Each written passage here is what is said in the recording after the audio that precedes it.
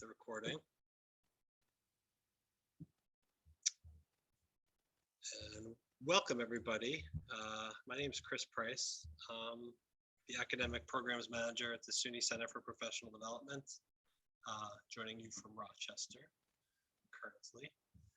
I'm joined by Nicole Childrose and Chris Bendikas. I'll let Nicole and Chris introduce themselves individually in a minute. And then we have a slate of panelists who are going to talk about how their campuses are engaging faculty in assessment. And I'll introduce those panelists shortly before we ask them a few questions about their experiences and practices on their campus.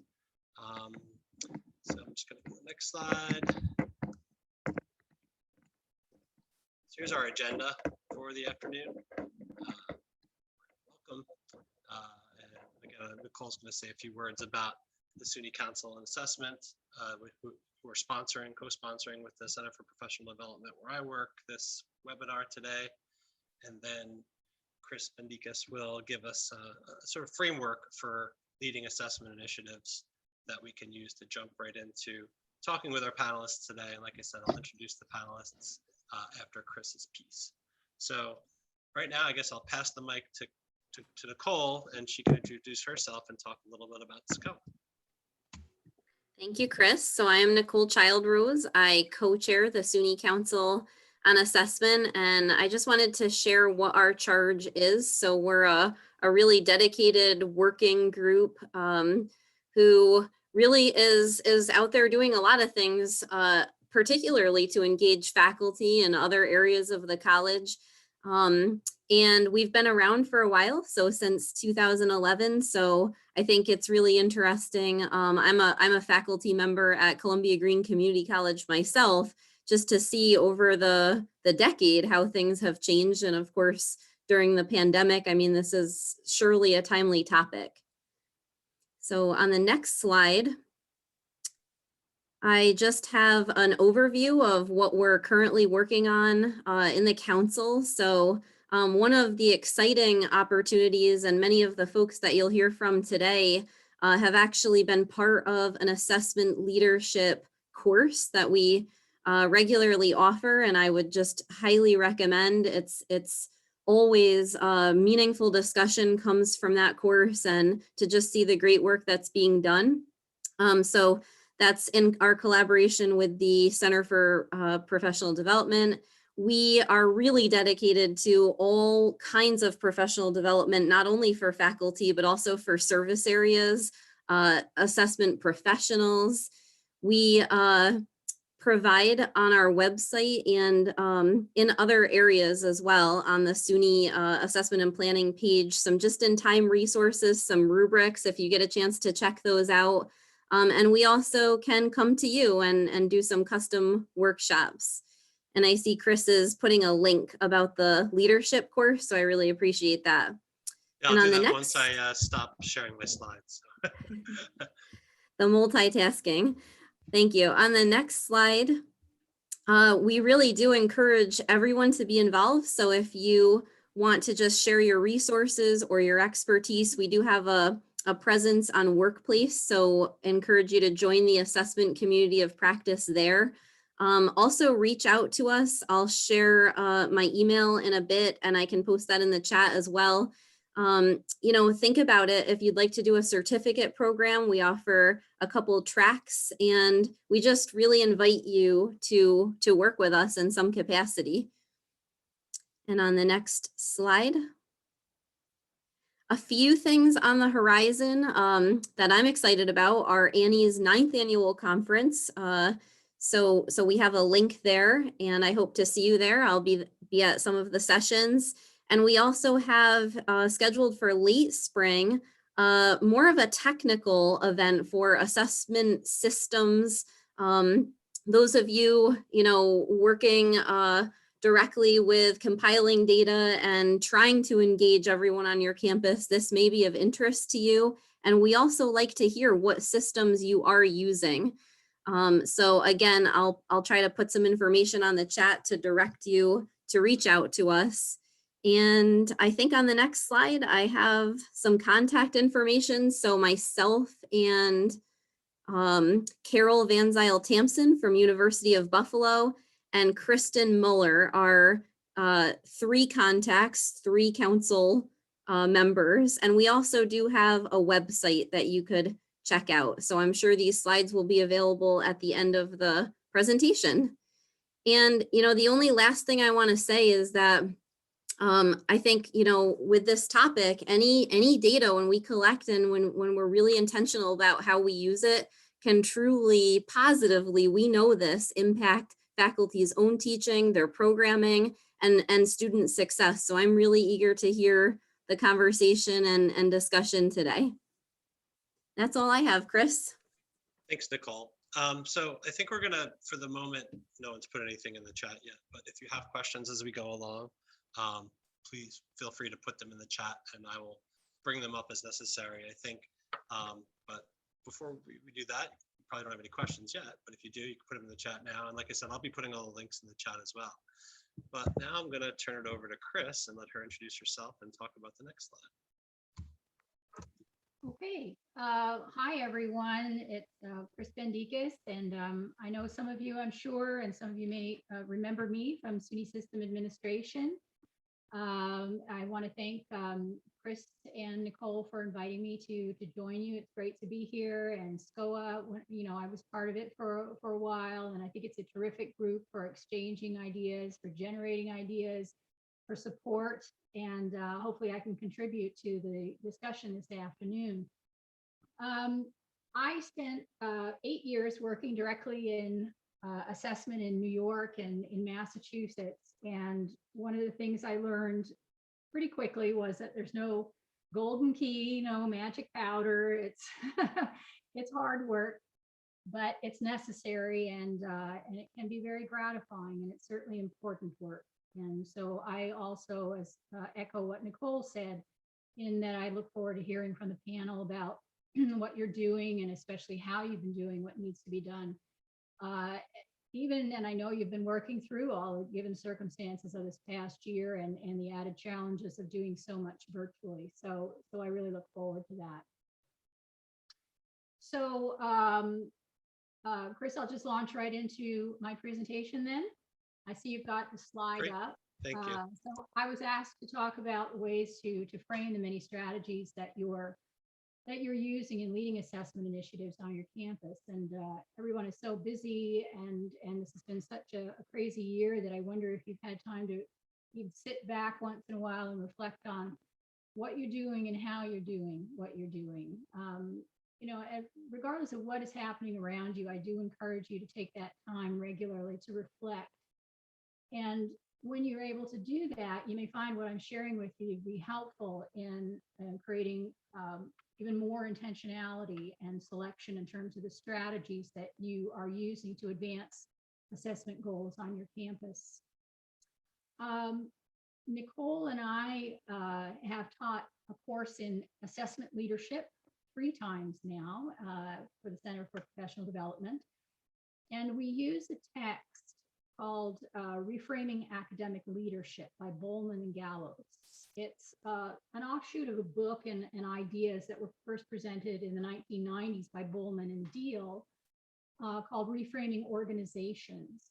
And that book and the Reframing Academic Leadership suggests 4 frames in which to view campuses and how they function, and also ways to use those frames in leading initiatives in those academic environments. And they are very appropriate to assessment work, we think. The main takeaway is that the most effective leaders are intentional in their approaches with different faculty, with different units, with both student affairs, academic affairs, different departments, campuses, and they are not only intentional, but they're flexible in tapping into these different approaches and using these different frames. So I'll just introduce the frames and give you some background on them today. And I just want to say at the outset that one frame is not better than another or more important than another. Working through all 4 frames, and that's why I put assessment leader smack dab in the middle there, working through all four frames is necessary and appropriate at certain times and in certain situations. So the first one is the structural frame. And if you look at a campus through a structural frame, you see it as very carefully designed, a rational entity that functions because all the parts are interconnected and working together. And the metaphor in the book is a factory. Now, we know that higher education is actually loosely coupled in some ways, but in other ways, it's very rigid, has a very rigid structure that most of us have inherited. The department structures, the tenure structures, the committees, the university senates, all the job titles.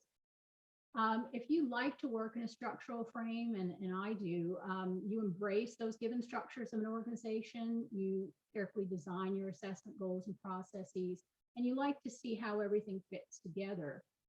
So taking that structural approach respects those structures and creates legitimacy for action. And that's very important because if faculty aren't convinced about the legitimacy of a process or the result of a committee vote or a campus initiative, you won't get the engagement that's needed for your assessment initiatives. But structural leaders know how best to use the organization that is there, but they also find ways to use other structures. So questions to ask yourself are, how do you use the given structures, but also how do you use other kinds of structures like ad hoc committees, working groups, pilot programs? How do you tap into all the different resources within structures? Not just the faculty themselves, but how they are tied to the students, to teaching assistants, to deans, to assessment fellows, even administrative assistants. They're all pieces of this structural puzzle, and figuring out how they best work together is using a structural approach. A lot of people like this approach, some people don't. I happen to be one of those highly organized people. I like structure, I like to structure, but other people are more free flowing, so it's situational. So it's not appropriate at every moment, but creating a very clear and transparent structure through which to work, I think, is as important as having a clear vision. It creates trust.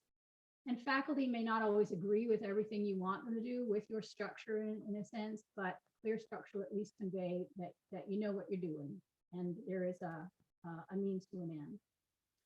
The other frame is the political one. For some people, a structural approach feels very formal, very dry. If you happen to be a person who looks at your campus through a political lens, you'll see an entity that operates in a very fluid, very dynamic way that requires a lot of constant negotiation for resources, advocacy for ideas to keep things moving forward. This frame recognizes that informal power structure compared to a formal power structure. And the metaphor in the textbook is the jungle. Sometimes daunting, it's even a little dangerous maybe, but with a lot of potential because their good ideas and actions can come from places in between structures. And we all know, and I'm sure we've all experienced that sometimes assessment agendas can get choked by structure. You may have committees that are not functioning particularly well, a department that's toxic, and you think the last thing you want to do is take a political frame approach, but that's not what it means. And it certainly does not, and I emphasize, does not mean in any way subverting the legitimate structure of your organization. But think about it this way. You may remember a book called The Tipping Point by Malcolm Gladwell, and he lists in that different types of people that have big influences on change in an organization, the connectors, the mavens, the salespeople. In today's language, I suppose they could be called influencers. So who are the influencers in your organization? How can you build informal coalitions between departments or faculty with similar interests or ideas? How can you create cross-disciplinary teams? How can you tap into the influencers in your organization, on your campus, to move your agendas forward? So that's one way to use the political frame. The next one is the human resources frame. And if you look at your campus through a human resources frame and operate comfortably in that, you're probably a people person. Relationship building is important to you. You don't just want to get the work done, you want to make people feel good about their contributions as well. You see yourself as a coach, not a political strategist or a structural taskmaster. You are an example of a servant leader. And this is the family metaphor is used in the book. So, of course, any time is a good time to support people and to make them feel good about what they're doing, but it's especially needed at certain times, of course, after a difficult transition, maybe of senior leadership, where people are really feeling a little bruised and battered. When they get, bad news from an accreditor, you may, need to take this approach when faculty are frustrated, feeling they're not being listened to, when they need support, when they need coaching, not just another assessment form to fill out. And you build trust by using this frame, by using the human resources frame. It's a way to make emotional deposits that Stephen Covey talks about or writes about in the 7 Habits of Highly Effective People. And so the question is, how are you making those emotional deposits? Would be a question to ask when you reflect. Making those deposits is important because at some point you will need to make a withdrawal, to ask a favor, to meet an assessment deadline, to get a report completed. So that's why this one is so important. The final one that I want to introduce is the symbolic frame. And if you look at your campus through a symbolic frame, you see a culture that you can shape by communicating a vision and inspiring creativity and building shared meaning. This is the metaphor of the institution as temple or theater, which sounds very lofty, but it works. Vision is about symbolic gestures that convey a sense of direction and a sense of importance. It's something that you shouldn't shy away from. There's a sense, I think, that assessment leaders have, people who work in the middle of the organization, where they say, well, I can't create a vision, I can't convey a vision, and that's for the people at the top.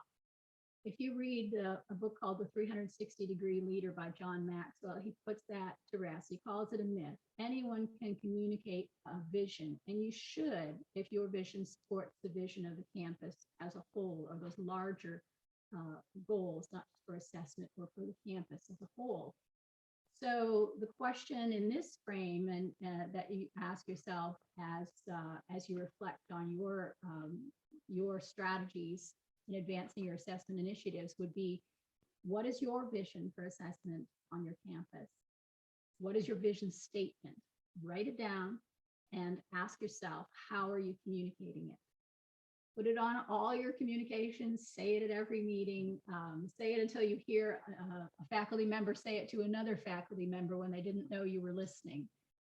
Messaging a vision is always important. And I learned that from a previous president that I worked under, and she was very good about that. And I think that it is true at all levels of the organization. So using that symbolic frame is about using symbols that make powerful statements. And I had the pleasure of working with Peggy Mackey, who was hired as a consultant for a statewide assessment initiative in Massachusetts when I worked there. And she said, faculty need soft times and safe spaces.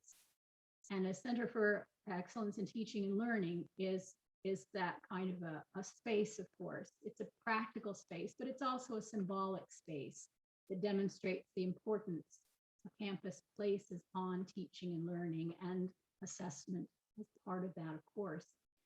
But again, this can work at all different levels. So how, the question to ask yourselves, I guess, in your reflections would be, how are you symbolizing that importance in your assessment work and in relationships that you're creating? How can you create and use the stories, not just the vision, but the stories and shared histories to promote assessment engagement amongst faculty, amongst staff members who really need to be engaged in it?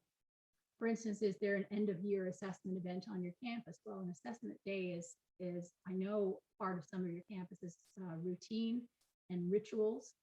It's a major undertaking. It's a lot of work. So maybe that's out of reach, but maybe something more minor can can be used. You can use it. So whatever it is, use it, and whatever way you can use it, virtually for right now, I guess, but in person when we get there again.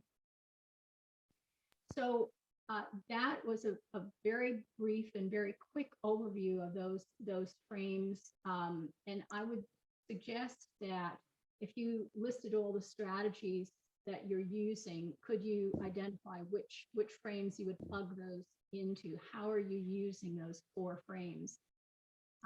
You may be like me and say, well, I gravitate towards the structural frame. I'm most comfortable in that structural frame and using that. And so that's your comfort zone, and that's fine. For me, stretching is going into the human resources frame. It's not being so task oriented, it's being more people oriented. And I've had to try to work on that and continue to work on that over the years. Some of you are more shy away again from that political frame, but again, it's about negotiating. It's about some bargaining. It's about, here's what I can do for you. Here's what I need you to do for me. That's part of good leadership. It's part of the work. But if you're leaning towards one frame or another, or you see that you're neglecting the other frames, try to stretch. There's nothing wrong with using what works on your campus, but if you want to go further, then do consider using all 4 frames to raise your level of effectiveness. That's the whole idea behind the book, Assessment Leadership. So in a nutshell, those are the 4 frames. I hope that they offer a helpful way for you to reflect on your current strategies, and I'll turn it back to Chris and look forward to hearing about what's happening on your campuses. Thanks, Chris. That was great. I especially appreciated, as someone who used to direct a teaching and learning center, I especially appreciated that point of, that those centers being instrumental in these sort of initiatives. And of course, we're talking about engaging faculty today. So, I think centers for teaching and learning are obviously uniquely positioned to engage faculty. And so, but it doesn't always happen that assessment initiatives go through teaching and learning centers. I'm sure we're going to hear about some of those examples today where they do, but others, maybe that's just not politically feasible on your campus for it to happen that way. So I think you're right in that you really have to, the right blend here is really depends on where you're teaching. So with that in mind, I'm going to turn over now to our panelists. So are their names. I think what we'll do is we'll go in order. I don't know that everybody is here. I think Donna wasn't able to make this time, but I put her on the list anyway, just in case she could come. But why don't we first start up with Kirk from Canton, and I'll ask of you, each of you, to just sort of say who you are, what your role is on your campus, and then ask you how you're engaging faculty in assessment on your campus, generally, and then maybe share a specific strategy that others can take to their campuses, and I'll ask you each to go in turn, and then we'll kind of open it up to a more free-flowing discussion. So, Kirk, you want to go first? Sure. Can everybody hear me okay? Yeah, sounds great. So I'm Kirk Jones. I'm the Director of Assessment over here at SUNY Canton, and I'm also the Chair of the Humanities Department and the ALO for Middle States. So I've got a lot of work on my plate right now. Engaging faculty in assessment was difficult when I first started in this position around 2017. We had kind of an authoritarian approach to assessment that predated my time in this position. And there was, punitive action tied to how much faculty were engaging in assessment. Basically, a lot of what could potentially be done wrong in the realm of assessment was being done wrong in the realm of assessment at our institution. So it was a heavy lift to get things back on track. But also, I think when you start off with a rough situation like that, as soon as you start to give faculty a little bit of hope about the future of assessment on your campus, things start to work a little bit more effectively. So in terms of strategies, I take more of the human resources approach to assessment, stepping away from the systematized approach to assessment, looking at how we can adapt our strategies to individual needs of individual people and or departments. So the first thing I did was I reached out to each of the accredited programs on campus, and I worked with them to design an assessment plan that would align with what they were already doing for an accrediting agency like ABET or IACBE or something along those lines, because historically we had been saying, we're really happy that you're doing assessment of student learning outcomes, perhaps for a specific accrediting body, but we also need this institutional data to be populated, or, you know, whatever the case might be. We actually, after we talked to all of the different accredited programs on campus, we developed an ISLO set, or institutional student learning outcome set, around what these accredited programs were already doing. And a lot of our non-accredited programs hadn't been doing much at that time in terms of learning assessment or student learning outcome assessment, other than what the institution had been telling them to do. So for them, making some small alterations to meet the new ISLOs wasn't that much of a heavy lift for them. So ultimately what we did basically was we just reversed the paradigm, or I guess engaged in a paradigm shift, in which instead of, you know, asking the faculty to answer to the institution's needs, we rearranged the institutional framework of assessment to meet the needs of the faculty. It's a relatively intuitive thing to do. So it's, while I sit here and I you know, sound like maybe I'm tooting my own horn, I'm not. It's actually the most intuitive thing that you can possibly do. And most of you are probably already doing it this way, right? Seeking feedback from the faculty first, and then moving forward from there and building the structure based upon what they've done. The most difficult part of it really was faculty felt like they were unheard for many, many years. And as a result of that, the first few conversations I had with the folks who were running these accredited programs were not pleasant conversations. They were very disgruntled. They were very upset with the fact that they hadn't been heard in the past, and they felt like I was just a new face that was going to represent the same thing. And it took a long time for me to gain their trust. That was probably the most difficult aspect of the whole situation. And the human resources approach is what helped the most. So just to reiterate, just reversing the strategy from top down to bottom up, no matter how painful that might initially be. And we're 5 years out now, and we close the loop every January from the previous calendar year.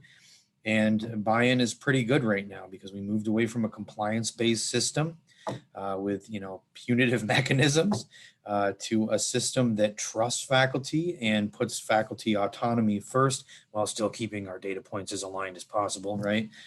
And everything's working pretty well for the time being. I'll stop there. I've taken up enough time as it is. Thanks, Kirk. I bet these days faculty probably appreciate, you know, taking your pedal off the compliance, accelerate it a little bit, you know, especially with everything going on with COVID. Compliance is like the name of the game there. So, well, they want no assessment at all, but you know, I was like, I can't help you there. I'm sorry, gang. You know, and I'm out of a job. What fun is that? Thanks, Kirk. All right. Next, I guess we'll turn to Kathleen. We'll go right down in the row here. So, Kathleen, take it away. Great. Thanks so much, Chris. So allow me to say hi, everybody. Hello, my name is Kathleen Landy, and I am joining you from Ithaca. I'm at Cornell, and both Chris Bendikas and Chris Price both set me up quite nicely to offer this quick commentary, because the strategies we've been employing so far very much fall within the structural frame. So I came to Cornell just over a year ago. It's been quite the year, as you can imagine, as it has been for all of us.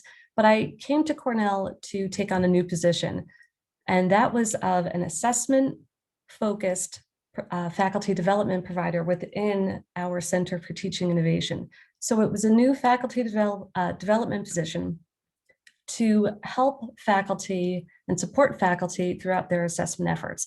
So the executive director of our teaching center saw the institutional landscape at Cornell and recognized that our assessment efforts, while robust, were incredibly siloed, which I'm sure would resonate with a couple of folks on this call, I'm sure. So there was lots of assessment going on, but it was, again, rather, one could say perhaps disparate or very program specific, right? There was less continuity across the multiple colleges within the university. So my position was great in the sense that it allowed me, or it set me up to kind of survey what was happening across the institution, and then strategically design faculty development programming to support and continue and accelerate those assessment efforts. Right, so there was very much a structural intentionality with the establishment of my position, but then there was also this structural recognition of the benefit to leveraging the university-wide reach of our teaching center to reach faculty across a bunch of siloed colleges and programs. So that's been incredibly exciting to be a part of. Now, of course, the COVID year has slowed that effort and required an all hands on deck transition to supporting the remote, the transition to remote teaching and such so swiftly, and that too had an assessment focus. However, now that things are kind of settling a little bit, we're resuming that design, that intentional design and marketing of faculty development programming to support and further assessment efforts across campus. Two things I'll mention very quickly, I'm pretty excited about.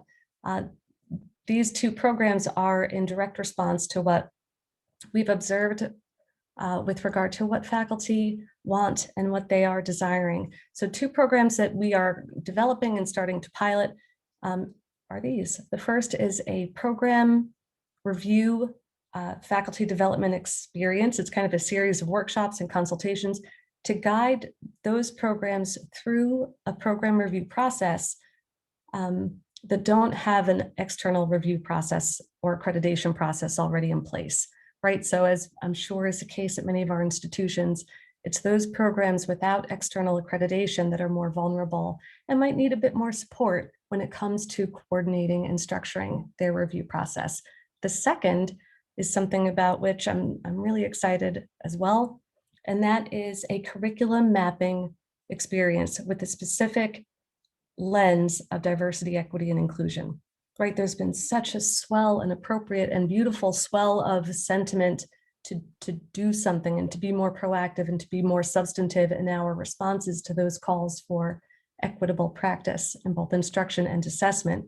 And in response to that, I've been working with a colleague to develop an incredibly substantive, targeted, explicit focus with DEI in mind on curriculum mapping. If we say that these are the outcomes we're working toward, where do they live in our curriculum? If we can't find them, how do we embed them appropriately? So it's a reflective and technical process that is in response to an articulated faculty need, and it's something that will be conducted through our teaching center, and I'm really excited about that. So I think that might put a bow on the two specific initiatives I'm most excited about, but I'll cap it there. Thank you so much.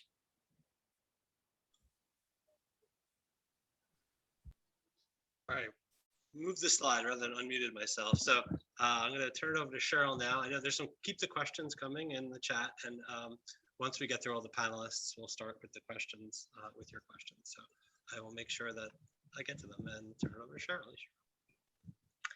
Hi, everybody.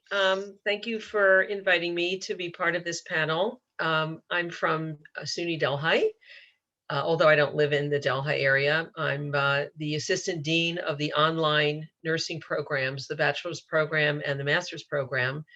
We have about between 600 and 700 students. So it's quite a robust program, and our faculty is located all over the country and some out of the country. So we have a nice broad spectrum of diversity in terms of ways of doing things, and regional and state and local and all that kind of thing. So that's kind of nice. I'm going to address assessment a little bit differently than Kirk and Kathleen, who really looked at it more as institutional. And I'm going to just mention some things that we do as a department, some things that we've developed and some things that have worked. So Chris, is that all right if I focus on it like that? Yes, please, sure. Okay. We do have, SUNY Delhi is one of the smaller campuses of the SUNY system. It's a college of technology. It developed from an agricultural campus.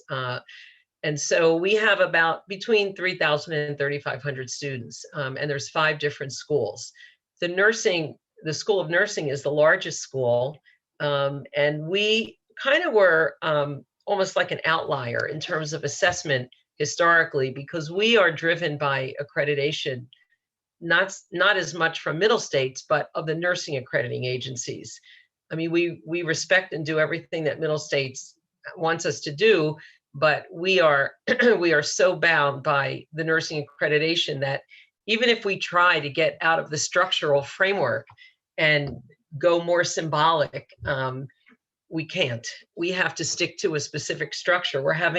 Our graduate program is having a visit in October, and I'm currently buried in developing that self-study.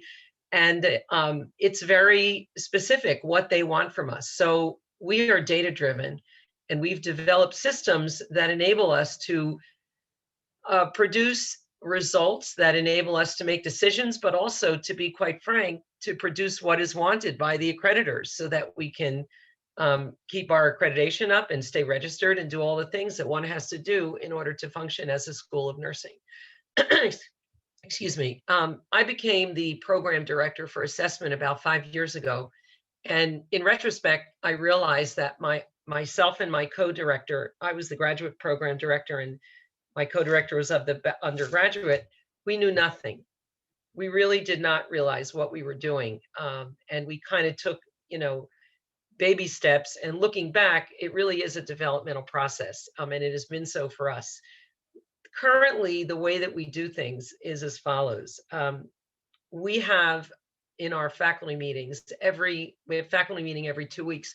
There's a standing item of assessment, and there's reports that are given of what assessment work is being done and what results are shared. And we have a full governance model. So when we share the results of surveys that we have, whether it's student evaluations, graduate evaluations, postgraduate evaluations, et cetera, and we look to see where the data can enable us to make improvements. From that, we developed a smaller group, an assessment and evaluation task force of several faculty that the dean and I are with the co-chairs of that group. And we meet monthly, and we do basically the scut work out of our faculty meetings. And then we bring back the structure and we discuss it and we vote on it and we change it and we do things like that. So there really is a full faculty engagement and involvement in the assessment process. Until this year, we were using a program that the faculty would input all the data. It was called Compliance Assist. And because of budget reasons, and not only that, because it wasn't giving us all the functions that we wanted, we changed it this year. But I found that the faculty were engaged in that process as long as it was laid out and easy for them. And so again, getting back to the model that was discussed in the beginning, structurally, in order for faculty to be engaged, it has to be a process we found that is easily managed and that has tutorials and has it done in a way that faculty are not getting frustrated and wasting their energies on trying to manage a difficult process, but can go in, input their data, and they know what to do, whether it's doing tables that we need to, I'm going to reflect on what Kathleen said. For example, we have a table where we have a map going on right now, looking at every course, where is our DEI across the program. We have another one where do we have interprofessional education going on, which is very big, both in nursing and Middle States as well. So we have worked hard to make it easy. The work, the background work is very important to make a structure so that the faculty are not angry about assessment, but instead realize that, as has been said before today, it's not easy, it's tedious, it's a little bit like root canal, but if it's an easy structure and it's palatable, the faculty are much more engaged. So I know it sounds kind of simplistic what I'm saying, but we have been through some structures that were not easy and the results were not good. And so, from our perspective, we see that the easier and more user-friendly it is, the better the results that we get. At this point, I can honestly say that it's part of our climate. It's part of our language. It's not an extra anymore. It's part of the core of what we do. And it took a couple years to create that. And now across Delhi, because they hired someone to come in about 3 years ago to come in and manage the assessment across the campus, she and the people that work with her have created a system that is working. We're working on our 3-year master assessment plans. We're working on the ILOs. We're doing all the things that I'm sure you're all doing in your campuses, but it wasn't as set up as it is now. And so, what can I say? I think assessment is a process that has to be looked at what works for your campus, and then more what works within your program. So speaking for the School of Nursing, we have developed a structure that works well for us, and it took in-services, it took, work at faculty, and the process is such that it can't be shoved down people's throats. It has to be done in a way that people are respected, their sensitivity, our faculty are approached for how is this working? What could be better for you? How can we do this better? What's more efficient? So we're growing, we're always evolving. That's the approach in our programs. We're dynamic, we're always evolving. We never look at something and say, okay, this is the way we're doing it, therefore it's working and we're not going to change it. We have the opposite view. This is what's working. Let's see if it's still working. Maybe there's a better way to do it. So I think if I can just describe how we approach it, we're flexible, we're detailed, and everyone breathes a sigh of relief after we have our annual systematic program evaluation that we're done for that year. So, but it sounds like it just stays on the agenda, so you're not ever done, but it's always just right. It's right, never yeah, off yeah. the agenda. When we made it a standing item, I knew that my faculty probably rolled their eyes, but that's what it is. And it's a standing item and it doesn't come off the faculty agenda, and there's always something in it. So it becomes part of your routine. Right. So, Thank you, Cheryl. Okay, I'm going to turn to Joshua next. Joshua. Hi, everybody. My name is Joshua Nelson, and I am the assessment specialist for SUNY Oneonta. So my position and title and office are new to the college just over a year ago, as am I. But there's a lot of intentional thought and reasoning behind my position and where it's structured. So I think to echo some of what some other people have learned or shared, our institution has a long history of doing assessments, and faculty really being at the core of doing that work. And I think some of that is a structural recognition that academics naturally are at the core of the institution, but also if you look at it structurally, assessment has come out of either the provost or the associate provost office at our institution for many, many years. And yet there was always fears and notions, I'll just go back to perhaps even rumors, that assessment was tied to budgets, that assessment was tied to decisions made about programs and faculty lines and so on and so forth. And there was a period of time, particularly after our last Middle States review in 2013, where an assessment specialist position was floated around. And the idea was to create something that was separate from any particular division, that didn't have reporting lines through academics, but could be a resource to faculty. And in my case now, faculty and staff. So I support the entire institution. So when I joined the college with that in mind, knowing that our Middle States reaccreditation was coming up in now 2 years, 2023, we were tasked with drawing a line in the sand and saying, we have a few years to implement some of these recommendations to try again, do this right. We had a lot of trauma, a lot of frustration, and a lot of faculty in particular could point to all the ways that assessment wasn't working, so much so that no one could really point to the ways that assessment was working or where were our shared successes. There were no cheerleaders left in the assessment world on our campus. but yet we were still doing it. We're still hobbling by, and there's still a lot of wonderful evidence that not only is assessment happening, but that our programs are effective, our students are learning and demonstrating the skills that we want them to demonstrate and learn. So taking the human resources approach Kirk mentioned, I can echo that as well, has been the key to not only my I think success in my first year, but recognizing COVID as well, and taken a one-on-one approach. I have met with every faculty department assessment committee, if there is such a thing, every accreditation team, and integrated myself into academic program review, and had multiple conversations with everyone involved at every level of the faculty to ensure that I'm able to clearly articulate the new mission, the new vision for how assessment's going to work. We were tasked with originally writing a new integrated continuous improvement plan for the college. I'm happy to report that we successfully defended that in front of College Senate and got their endorsement.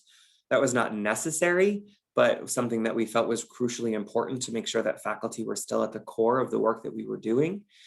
And that structural and faculty involvement resulted in some new committee changes, a merging of our academic and our general education assessment committees to more align with what Middle States expects for program improvements.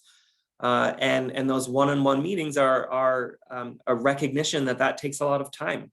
And that my role as a resource and a quote unquote specialist in this, I'm not a coordinator, I'm not a director, I'm not a dean. I'm here to answer the phone when you have a question. I'm here to quick chat about how could I frame this better. And every day I have those phone calls, every day I have those emails. And I think as we kind of go on, faculty are continuing to echo and demonstrate really good understandings. Really, I spend a good portion of every meeting now just talking about their frustrations, and making sure that I create space for that and recognize that that's just always going to be a reality, even regardless of a global pandemic. We've learned that the faculty want someone not necessarily top down telling them what to do. So I need to speak at their level. I need to speak from an educated perspective. I need to give them resources, and telling them to do assessment because Middle State says so is only going to get us so far. So I hope that talks to some of my experience in the first year, and happy to be a part of the panel. Thanks, Joshua. Yeah, I think it really, I see some themes here, definite themes. And I also appreciate, you saying that you're there as a resource. And teaching and learning centers, again, that's what I'm most familiar with, started out as more remedial, and they've gradually moved to being more support organizations. And I think you're seeing the same with assessment, being less about compliance, although that's obviously an important part because you have accreditors, but it's also, you have to be seen as a resource and not someone that's just going to always be the punitive, right? So Absolutely. All right, we only have a lot of time left, so we're going to turn over to Nicole really quickly. And Nicole, how you doing? Thank you. Hi, Nicole Simon from Nassau Community College. I'm an assessment fellow. We had a little bit of a different perspective when we took on assessment about 4 years, almost 5 years ago. We nearly lost our accreditation, and we were brought in by our incoming president and our vice president for academic affairs with the sole intention of our outgoing AVP for assessment and program review had retired. And now we're sitting here with literally 6 months to try to save our souls for accreditation through Middle States. So we were brought on 5 or 6 faculty members with the idea that we don't ask you to do anything more than we've ever been doing for assessment. So we literally had 2 weeks to prepare ourselves going into the spring semester to take a very political framework of how we did assessment on campus, which was not working. Our faculty championed avoiding assessment at all costs because they didn't understand it. They weren't sure how they could go about data collection. Once they did it, what did they do with all this information? And it was very tricky for them to understand. And we pivoted more towards a structural. While they really want the idea that they can be autonomous, they don't want too many choices. So we came up with a very flexible model on how we can collect data, how we can spend our time really empowering them to understand what it is that they need to do for assessment, how they do it, and why. And we broke up each of the different academic departments pretty much equally as far as a good mix with our department charges, meaning that each of our faculty from different areas don't necessarily have their disciplines. I come from a STEM discipline and most of mine are humanities. So it was a nice balance that we were able to learn a little bit on the other side of the house, learning why they did things, how they did things, and how we can best support them. So from that point of view, we were taking a humanistic approach, what we can do to support them, and then more again with in line of a structural approach. This is how we need to collect it and how can we go about making it as painless as possible. We restructured things that every fall semester in September, we launch our ILO for the year, we launch our Gen Ed, and we remind people how and why it's important to be taking all of this data and what we plan on doing with it.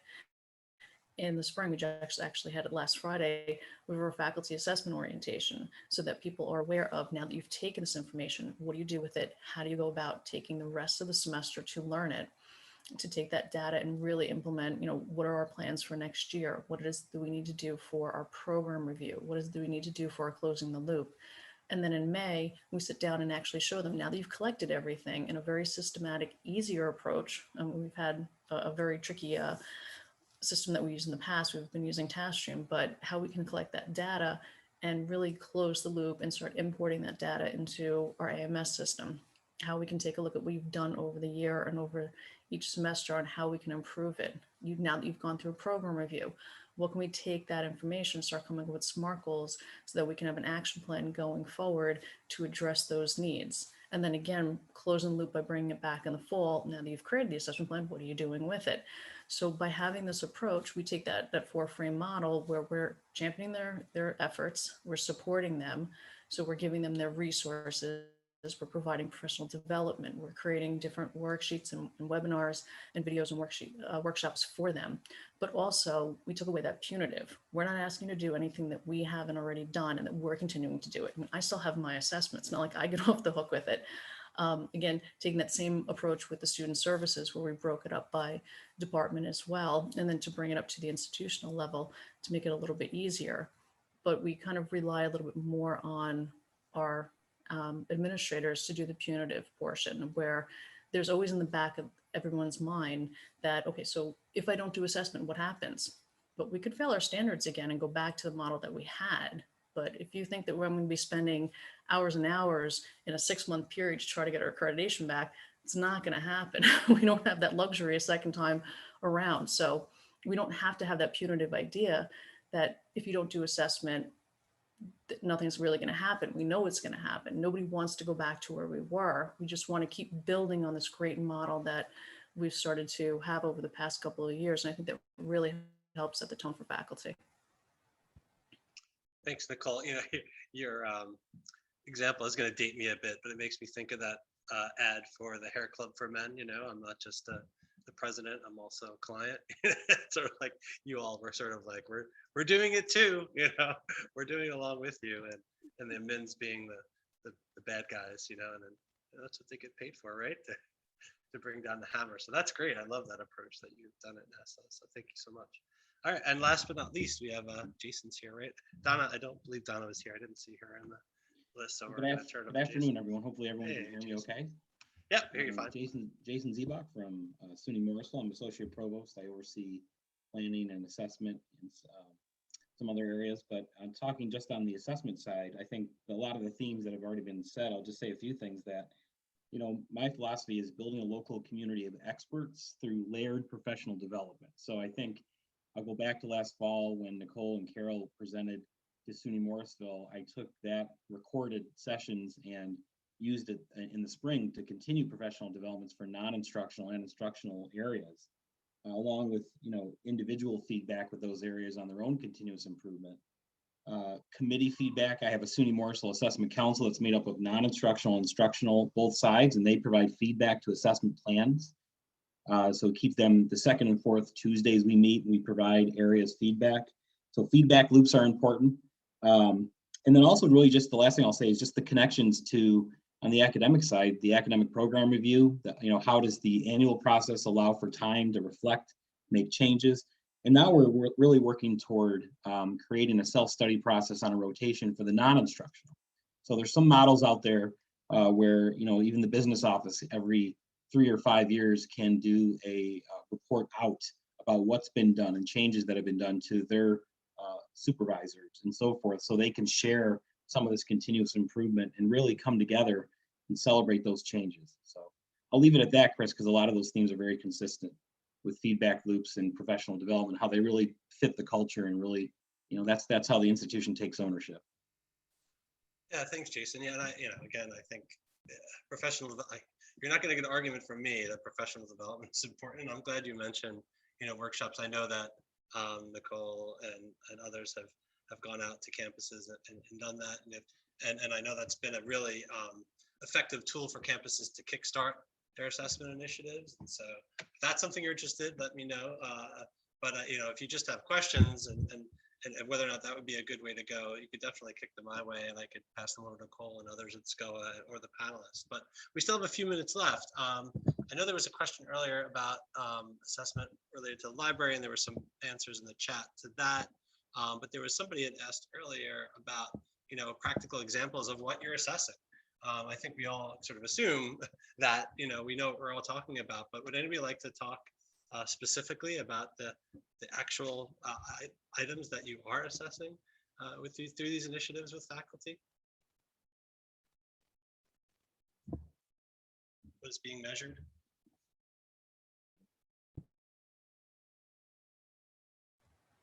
I mean, I can speak to that, as Cheryl, because I spoke about faculty and, what we're doing.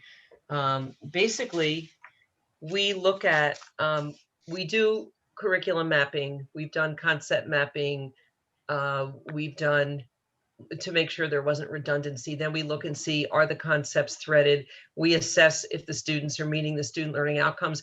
We, one thing that's worked really well for us is to engage our students in the assessment process, not only with course evaluations, but at the last course of both the bachelor's and the master's programs, we give the students the program outcomes.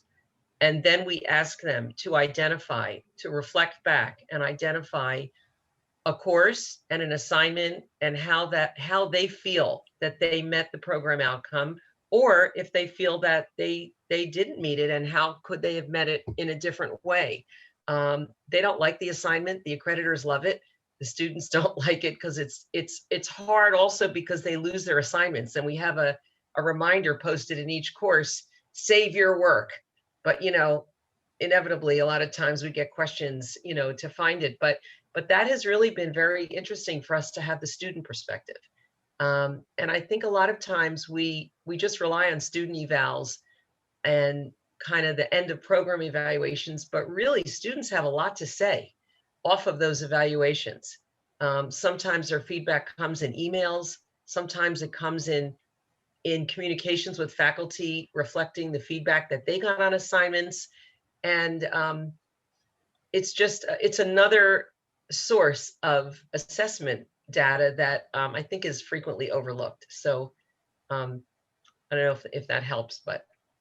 Yeah, I'm glad you brought students into the process. I mean, just talking about students, right? This is what, I think all these assessments are who they're supposed to benefit in the long run, right? So thank you, that's very helpful. Well, I do want to just raise one thing, and I don't know if other people feel this, but we kind of find it's a double-edged sword because students really like to be approached and engaged.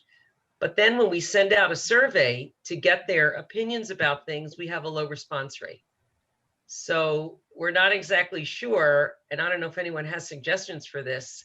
We're just in the middle of doing something now. Some faculty wanted to see if the students feel that the resources that we're giving them are meeting their needs. And we made a whole survey about it, and we sent it out to every section. And as of now, we have such a low response rate that I'm embarrassed to say, excuse me, how low it is, but it's low. And the faculty are frustrated. So I don't know if anyone has suggestions on how to get that data. I mean, we find that everyone's busy. Maybe there's a pandemic element to that, because it's worse now, you know, that in the last year plus, but I don't know if anyone has any pearls of wisdom to share about that. Yeah, you lost food as an incentive during, COVID times, right? Right, So exactly. mention There's food, no right? donuts right now. You know? Surveys are tough, definitely. Any suggestions? I put my hand up because we have done something. I'm in the philosophy department at SUNY Purchase, and I'm just trying to lower my hand. For many years, not having anything to do with any role of mine, but the philosophy department has had what we have called assessment day for like almost 2 decades. And we meet with cohorts of our majors with food, but we've done it over Zoom last year. And we ask them a whole series of questions about what courses, what assignments, what led them to the department. It's for us, but it's incredibly valuable assessment data. And they enjoy the group, coming together as a group, and we cap the day with seniors presenting their senior projects and a meal traditionally. But so we make a kind of day of it. And so we collect data in the context of something that, even though it's called assessment day and they still come, believe it or not. But otherwise we don't use that language of data collection, but we are scribbling things, and we found it incredibly valuable for us as a program. How you scale that to a whole campus is another question, but it's an example of a kind of thing that it closes the loop instantaneously because the faculty are all there. Students feel heard and hear each other and learn from each other. So we love it. That's a great example. Thank you for sharing that, Jennifer. I mean, I think getting together, and I think once the pandemic ends, people are going to be even looking for more reasons to get together with their colleagues in person on campus. So you could still do it on Zoom now, but hopefully in a year or so we could get together to do that sort of thing again. We are at time. I want to be respectful of all of your time. I do have another meeting to jump to, but I just want to thank all our panelists. Thank Chris for excellent framing of discussion. Thank you all for coming and attending. Clearly, this is a topic that we could have spent an hour and a half, 2 hours on. So I put my email, Nicole's email in there. So feel free to reach out to me or Nicole if you have questions or thoughts about maybe a follow-up session. We certainly can do something like this again that allows for maybe a little bit more input and a little bit more discussion. But I certainly found it really interesting and really enlightening to hear from all the panelists today. So we will share this recording with everybody along with the slide deck. But thank you all, and have a great rest of your Wednesday and rest of your semester. Take care, everybody.